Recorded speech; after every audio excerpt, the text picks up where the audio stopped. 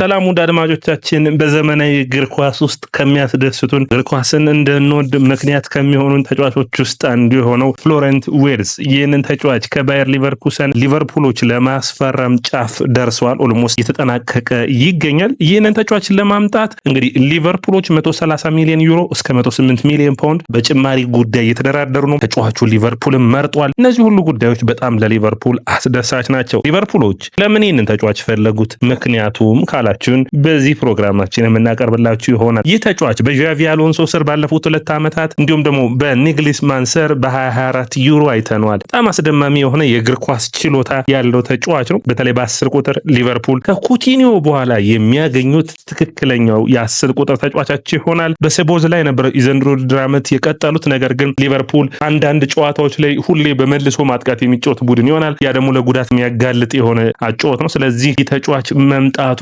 ትልቁን ስራ የሰሩት አርነ ስሎት ናቸው። አርነ ስሎት በሊቨርፑል ቤት ብዙ ነገሮችን እየለወጡ ይገኛሉ። አንደኛው ተጫዋቾችን ወደ ሊቨርፑል እንዲመጡ ማድረግ ነው። ከዚህ በፊት የርገን ክሎፕ ሲያደርጉት የነበረውን በተደጋጋሚ አሁን ደግሞ አርነ ስሎት ያንን በሚገባ እያደረጉ ይገኛሉ። ከዚህ በፊት የርገን ክሎፕን ተማምነው አሊሰን ቤከር፣ ቨርጂል ቫን ዳይክን፣ ፋቢኒዮን እንዲሁም ምርጥ የሆኑ ተጫዋቾችን በዓለም መድረክ ላይ ምርጥ ብቃታቸውን ያሳዩ ተጫዋቾች ወደ ሊቨርፑል እንዲመጡ አድርገው ነበር። አሁን ደግሞ አርነ ስሎት ይህ በተለይ የኬሪኬዝ ጉዳይ፣ የጀርሚ ፍሬምፖንግን ጉዳይ ፍሎረንት ዊርትዝን በማሳመኑ ረገድ ትልቅ ስራን ሰርተዋል። በተለይ ፍሎረንት ዊርትዝን በማሳመን በኩል በተለይ በጣም በጥሩ ፐርፎርማንስ ባየር ሙኒክ ይህንን ተጫዋች ለማስፈረም ጥረት አድርገው ነበር። ተጫዋቹ ሊቨርፑልን እንዲመርጥ ያደረገው ማንቸስተር ሲቲን ጥሎ ለሊቨርፑል የተሻለ ቅድሚያ እንዲሰጥ ያደረገው ግን አንድ ምክንያት ነው። ያም አርነ ስሎት ናቸው። አርነ ስሎት ምን ያክል በሊቨርፑል ቤት መጥቶ መድመቅ እንደሚችል በሚገባ አሳይተውታል። ያንንም አምኖ ወደ ሊቨርፑል ቤት የሚመጣ ይሆናል። ሊቨርፑል ከዚህ ተጫዋች ብዙ ነገሮችን የሚያገኝ ይሆናል። ምን ነገሮችን ያገኛል? ምን አይነት ዝውውርስ ለሊቨርፑል ይሆንለታል? በዚህ ፕሮግራማችን እናቀርብላችሁ ይሆናል። ላይክ፣ ሼር፣ ኮሜንት፣ ሰብስክራይብ ማድረጋችሁን አትርሱ። እንግዲህ ውድ አድማጮቻችን ሊቨርፑልን በዚህ ሁኔታ ላይ በዚህ ተጫዋች ድርድር ጉዳይ ላይ 2 ቡድኖች በሚገባ ተፎካክሮታል። አንደኛው የሚሆነው ሁሌም የምናውቀው ማንቸስተር ሲቲ ነው። ከፍተኛ ገንዘብ በማውጣት የሚታወቀው ማንቸስተር ሲቲ ጥረቶችን ቢያደርግም ሊቨርፑልን ግን ማሳመን ከሊቨርፑል ይህንን ተጫዋች መውሰድ አልቻለም። ስለዚህ ብዙውን ጊዜ ማንቸስተር ሲቲዎች የሚሰጡት አስተያየት ምንድነው የሚሆነው? ተወዷል ዋጋው ወይም ከፍተኛ ገንዘብን መጠየቃቸውን በማስመልከት የሚወጡ ይመስላሉ። ነገር ግን እነዛ ትክክለኛ መረጃዎች አይደሉም። ውድ አድማጮቻችን ማንቸስተር ሲቲ የወጣው ፍሎረንት ዊርትዝ ማንቸስተር ሲቲን የሚፈልግ ሆኖ አልተገኘም። ለዛ ነው። ከዛ ውጭ ውድ አድማጮቻችን ሌላ መነሳት የሚጠበቅበት ነጥብ የማስበው ባየር ሙኒክ ነው። ካምፓኒ ይህንን ተጫዋች ማምጣት ይፈልጋል። ነገር ግን ከሙሴላ ጋር እንዴት አድርጎ አጣምሮ የተሻለ ውጤታማ እንደሚያደርገው እዚህ ተጫዋች በግልጽ አልነገረውም። ለምን ፍሎረንት ዊርትዝ ይህንን ያክል ተፈላጊ ተጫዋች ሆነ? ይህንን ያክል ሚሊዮን ፓውንድስ ለምን ማውጣት ተፈለገ ካላችሁኝ፣ ይህ ተጫዋቹ ደርማዎቻችን በዓለም መድረክ ላይ ካሉ ገና ታዳጊ ከሆኑ በዓለም መድረክ ላይ በትልቆቹ ቡድኖች ውስጥ ካሉ ትልልቅ ተጽዕኖ ፈጣሪ ተጫዋቾች ጋር መፎካከር የሚችል ነው። ከጁድ ቤሊንጋም፣ ከፔድሪ ከባርሴሎና ካለው እንዲሁ በሪያል ማድሪዱ ቤሊንጋም፣ ከሙሴላ ከባየር ሙኒክ ካለው ከነዚህ ጋር መወዳደር የሚችል አቅም ያለው ነው። ቀጣዩን የባላንዶር ሁሉ የማሸነፍ አቅም ያለው ነው በፖቴንሻል ደረጃ። ነገር ግን ፐርፎርማንሶቹ ምን ይመስላሉ የሚለውን እንይ። እንግዲህ ፍሎረንት ዊርትዝ በ3-4-3 በሚጫወተው የዣቪ አሎንሶ ባየር ሊቨርኩሰን ውስጥ ከሶስቱ የመጀመሪያዎቹ ኢንቨርትድ ዊንገር ሆኖ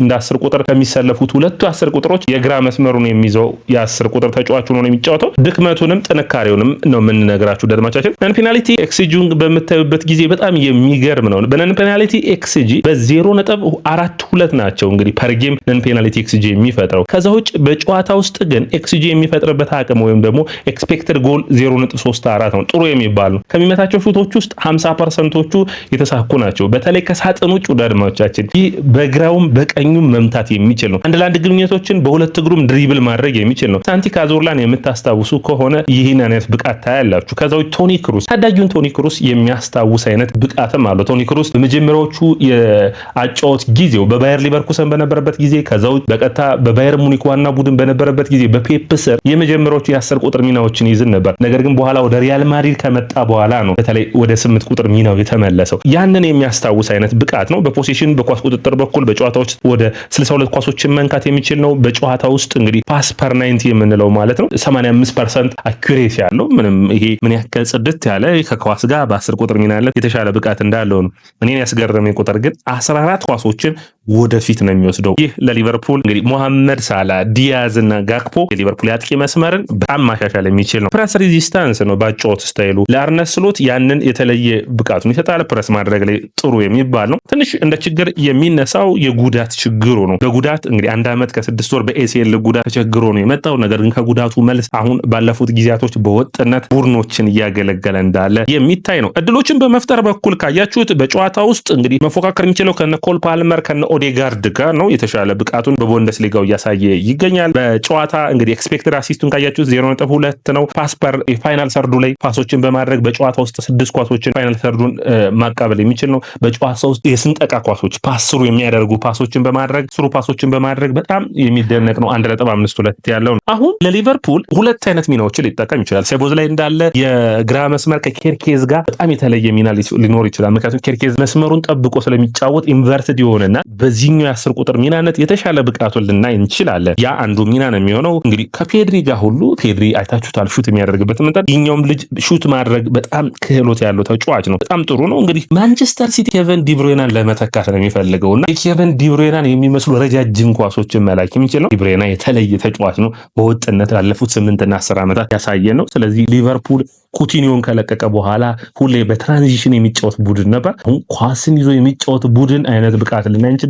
ሊቨርፑል ያጫወት ስታይሉ ወደ 3-4-3 በተለይ አርነ ስሎት በጨዋታ ውስጥ ቅርጻቸውን መቀያየር ስለሚፈልጉ ፍሪምፖንግ በመስመሮች መካከል የሚያጠራቃ ከሆነ የቀድሞ የቡድን አጋሩ ማለት ነው። ይህኛው ተጫዋችም የተለየ ፐርፎርማንሱን ሊያሳይበት የሚችል ሚና ይኖራል። እንግዲህ በኔ እይታ ከቤሊንጋም የተሻለ ተጫዋች ነው። ከጁድ ቤሊንጋም በ10 ቁጥር ሚናነት ካያችሁ ከፔድሪም አንዳንዴ በጣም የተሻለ ሆኖ ይታያል። ነገር ግን ፔድሪ የ8 ቁጥር ሚናነትን ባህሪያ አለው። ወደኋላ መለስ እያለ የሚጫወትበት ፐርፎርማንስ አለው። ከዛ ውጭ ግን ያጫወት ስታይሉን በጣም ወሳኝ ነው የፔድሪ ምክንያቱም ወደኋላ መለስ ብሎ መጫወቱ። ነገር ግን በጣም የተለየ በአርነ ስሎት ስር መውጣት የሚችል ነው። እንደ ችግር ሊነሱ የሚችሉት ነጥቦች ምንድን ናቸው ካላችሁኝ የመጀመሪያው የሚሆነው እንግዲህ በጣም ጥሩ የሚሆነውና ደካማው ብቃቱ የሚሆነው የአየር ላይ ኳስ ላይ ደካማ ነው። ቁመቱን በሚያስመለክት በፊዚካል በኩል የእንግሊዝ ፕሪሚየር ሊግ አስቸጋሪ ሊሆንበት ይችላል። ግጭቶች እንዳያጋጥሙትና ጉዳቶቹ እንዳያገረሹ የሚስት ኦዚል አይነት ሁኔታዎች እንዳይመጡ። ነገር ግን በጣም ጠንካራ ተጫዋች ከሚባሉት ውስጥ አንዱ እንደሆነ መረሳት የለበትም። መከላከሉ ረገድ ካያችሁት ዲፌንሲቭሊ በጣም ጥሩ ክህሎት ካላቸው ተጫዋቾች ውስጥ አንዱ ነው። በተለይ ወደኋላ ተመልሶ ተጫዋቾችን በማስጣል ቦታዎችን በመሸፈን ረገድ። ስለዚህ አርነ ስሎት በዚህም ረገድ በሚገባ መውደድ የሚችሉ ናቸው። ለሊቨርፑል በምን ረገድ ሊያግዝ ይችላል ካላችሁኝ ደግሞ ፓስ በማድረጉ ሂደት ወዳድማቻችን በጣም አስገራሚ ሁኔታ አለ። ሊቨርፑል ትሬንት አሌክሳንደር አርኖልድን ሲያጣ ትሬንት አሌክሳንደር አርኖልድ በሊቨርፑል ቤት ምን አይነት ሚና ነበረው ብላችሁ ወደኋላ ተመልሳችሁ የምታዩ ከሆነ ሊቨርፑል ሶስቱ አማካኞቹ የ8 ቁጥር ሚና ያላቸው ሃይ ኢንተንሲቲ የሚጫወቱ ማካሊስተር ሶቦዝላይ እና ሪያን ግራቨንበርግን ብታያቸው በጣም ፓስ በማድረግ ወደፊት በማጥቃት ላይ ያተኮረ ቡድን ነበር አይደለ? ነገር ግን ይህኛው ተጫዋች መምጣት በዛ ጨዋታ ውስጥ የአርኖልድ ሚና ምን ነበር? ፓሶችን ማድረግ የተለየ የ10 ቁጥር ሚና እንዲኖረው ያደርጋል። በተለይ ቀይ መስመር ይነሳ እንጂ አሁን አርኖልድን ሲያጡት ትክክለኛ 10 ቁጥር ይዘው መጥተዋል። ስለዚህ ማካሊስተርና ሰቦዝላይ በ8 ቁጥር ሚናነት ይለዋወጣሉ። ከዛ ውጭ ደግሞ ከግራ መስመር ላይ የተነሳም ይህንን ፐርፎርማንሱን ልናይ የምንችልበት እድል ሰፊ ነው የሚሆነው። በጣም አስደማሚ ተጫዋችን በሊቨርፑል አግኝቷል ብዬ አስባለሁ። ረጃጅም ኳሶቹን በምታዩበት ጊዜ ውድ አድማጮቻችን ፖል ስኮልስን፣ ዚዳንን የሚመስሉ ረጃጅም ኳሶችን ይታይበታል። በዣቪ አሎንሶ ስር መሰልጠን ትልቅ አቅሙን እንዲያሳድግ ያደረገው ሁኔታ ነው። ከዛ ውጭ እንግዲህ አርነ ስሎት ይህንን ተጫዋች በተለይ በቦል ፕሮግሬሽን በኩል ኳሱን ሊቨርፑል በሚመሰረትበት ጊዜ በሚቸገርበት ጊዜ ከነ ከርቲስ ጆንስ ጋር ፉክክርም ለሚያደርግበት ሁኔታ ላይ እንግዲህ የተሻለ ብቃቱን ያሳያል ብዬ አስባለሁ። ነገር ግን ሊቨርፑል ሽያጮች ላይ የዚህ ተጫዋች መምጣት ሃርቪ ኤሊየት በቡድን ውስጥ ቦታ እንደሌለው የሚያሳይ ይመስለኛል። በእኔ በግልጽ ሃርቪ ኤሊየት ቡድን ውስጥ መልቀቅ ይጠበቃል። ምክንያቱም ከርቲስ ጆንስ እንዲሁም ሰቦዝላይ፣ ፍሎሪያን ዊርትዝ፣ ማካሊስተር 10 እና በ8 ቁጥር ላይ ሊጫወቱ ይችላሉ። ስለዚህ እነዚህ አራቱ ተጫዋቾች እየተፈራረቁ የሊቨርፑልን ማገዝ የሚችሉ ነው። እንደው ነገር ያን ግራቨንበርግ በ6 ቁጥር ላይ ይኖራሉ። ማካሊስተርም ሊያገዛቸው ይችላል። ስለዚህ ሊቨርፑል የተሻለ ነው የሚያደርገው። ሊቨርፑል ይህንን ተጫዋች በማምጣቱ በጣም በብዙዎቹ እንግዲህ አድማጮቻችን ተጫዋች ጣዩን ባላንዶር ያሸንፋል። ሊቨርፑልን ደግሞ ወደሚፈልጉት የቻምፒዮንስ ሊግ እንዲሁም ደግሞ ፕሪሚየር ሊግ ዋንጫውን በድጋሚ እንዲያገኙ የሚያስችላቸው ይሆናል። ወደ አድማጮቻችን የያ ስፖርት ነው። ላይክ፣ ሼር፣ ኮሜንት፣ ሰብስክራይብ ማድረጋችሁን አትርሱ።